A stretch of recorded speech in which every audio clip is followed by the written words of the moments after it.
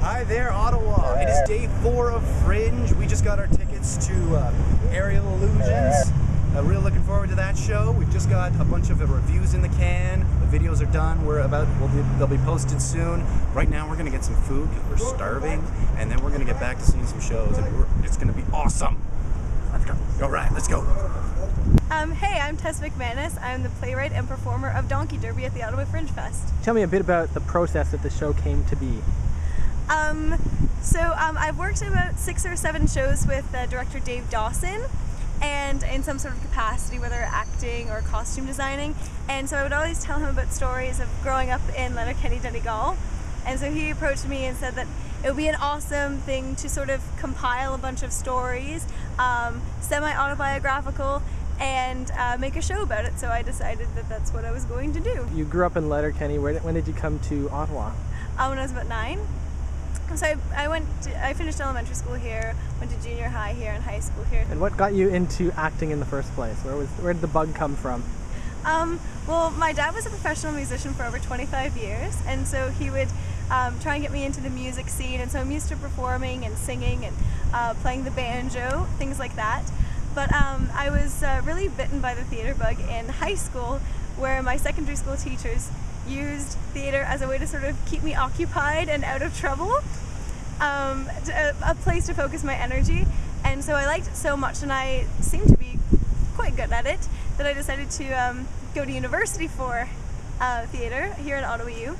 And since then I've worked on professional productions and professional stages, and work on average of 13 productions a year, which is pretty good to say that I'm only 19. I also do a lot of film, and so I think a role that I really enjoyed was I played Rachel in A Violent State, and it was like a really high, intense movie where you have to have that one person that sells out the plot, and you're like, oh my gosh, why did that person give all the answers to the bad guy? And that was me, so that was really fun, because you're like, oh, I hate that person in that movie. I've only had a chance to see 2 shows. Obviously I would say my show, but in addition to that, I would probably say the Late Night Cabaret would be a great one. I'm sharing the same venue with them, and I've seen about 3 of the nights, and they have a different line of performers every night. They have some people from Heterolectual who are dancers. They have Chris Banch from the Fat Guy Show who does magic. They have some long form improvisers and stuff like that. So it's a different flavor every night, and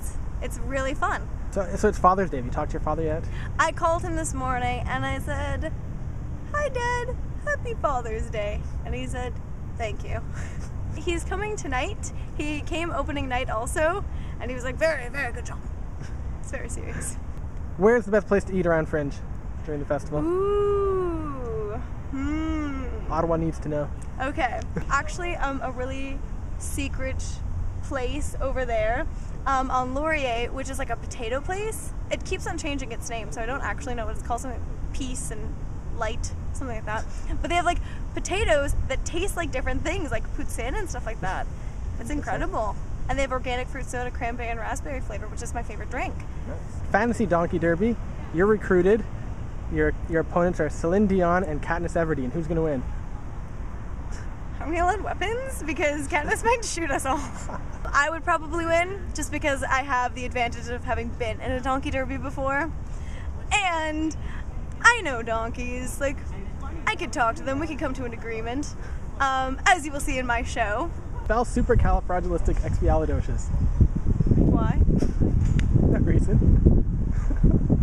Told you they were random questions that you wrote down. Hi there, Ottawa. It's day 4 of Fringe.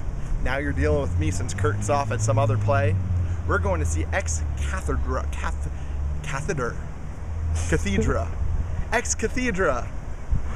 Hi there, Ottawa. You want to do it again? We just got out of Ex Cathedra, and we bumped into Tim here, who's got a one-man show going on at Fringe called Darrow. G'day. G'day. G'day. So tell us just quickly about your show. Darrow, world's only one-man film noir comedy, magical mind-reading, murder mystery. It's part mentalism, part comedy, all noir. It's sold out in the world's 2nd and 3rd largest Fringe festivals, and first time here in Ottawa. And what inspired you to put the show together? Oh golly, I woke up one morning in a full of bodily fluids in Skid Row in New York City after I got kicked out of a burlesque show. And it made me start to think, and after watching the burlesque in the 1930s, I thought, hey, wow, that would be the perfect like time and era and to frame a magic trick that I used to do like 8 years before and stopped doing because I thought it was anachronistic, you know. And I thought I could do what they're doing, but make it entertaining, you know. So I went and tried it as a cabaret piece in the character, the Dirk Darrow, you know, gumshoe character, and much to my surprise, the character was much more successful than the trick. I loved the character. First run, it was 3 hours, 5 minutes. I was so ambitious, and I just cut. Now it's down to really tight 55 minutes. I couldn't pack another genre in there if I tried. How are you enjoying Ottawa? How am I enjoying Ottawa? It's nice. There's a lot of walking involved in this city. My feet are tired. I'm walking around trying to find little props and things for my show. I walk around the sun a lot. I've been to the War Museum. That is fantastic. If you've never been, or if you have been, maybe you missed this bit. After I saw the whole War Museum, which is, by the way, it's a lot more walking, yeah? You see the whole War Museum, there's this secret door you go into. It's not marked in any way. You go through it, and it's the biggest collection of tanks I've ever seen. Proper big tanks from every era. They get the size of the museum, a whole museum. They've got this huge cellar. It's all tanks. I love things that go kablooey, you know? Other than myself? Other than your show. I would say space mystery from outer space. I saw that the other night, and I was really impressed by it. It actually made me laugh out loud, which is very rare. Spell supercalifragilisticexpialidocious. Spell pneumona ultramicroscopic silicovolcaniconiosis. He wins. Great comeback. That was Tim Motley. Dick Darrow. He's got Dirk Darrow. Shit. Sorry, I fucked that up. He's got 5 more shows? 5 more shows. 5 more shows. Make sure you see them.